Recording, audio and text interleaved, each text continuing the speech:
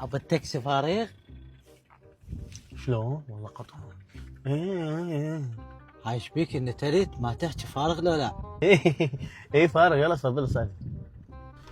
بروح ابوك ممكن سؤال؟ اي اسال.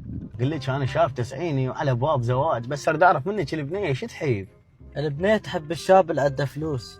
شوفي انت لا تشوفين انا اشتغل تاكسي، ترى عندي فلوس لا تعد ولا تحصى، بس قولي لي غيرها شو تحب البنيه بعد؟ تحب الشاب اللي عنده شخصية وثقيل. ثقيل؟ انا اكبر ثقيل بالمنطقه. دقعد عدل لا تقلبني.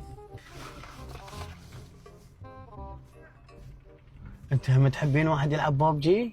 ليش؟ مو شلون عنده حساب بابجي اشتريته من متجر الجيمريه بدارة حمد آل علي والخالد، تلقين رابط بالبايو. زين بعد البنات شو تحب؟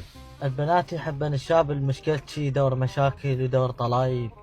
انت ما تعرفين انا العشيره مالته طردون من قبل ما ادور مشاكل. هذا شلون يتجرأ ويمشي من يمك؟ ابو سايبه اطبق لك اطبق. تعال اذا انت رجال تطبق. اكيد هذا ابو سايبه رجال فقير وما يدور مشاكل. تعال اطبق لك. تعال اطبق لي يلا يلا. بدي اشوف هذا ايش بيه هذا. ايش بيك؟ طبق والله هذا. لك عليه من صيح. بس خلينا نتفاهم. اقعد خويا راح اقعد. اقعد راح. اقعد.